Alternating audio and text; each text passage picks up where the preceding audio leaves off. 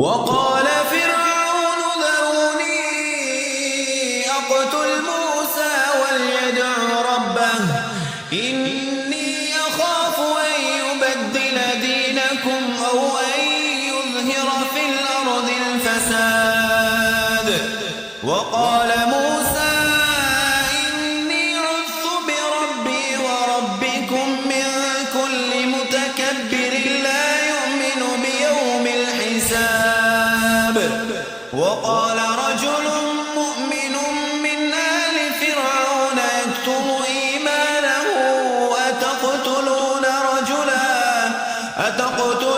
رجلا أن يقول ربي الله وقد جاءكم بالبينات من ربكم وإن يك كاذبا فعليه كذبه وإن يك صادقا يصبكم بعض الذي يعدكم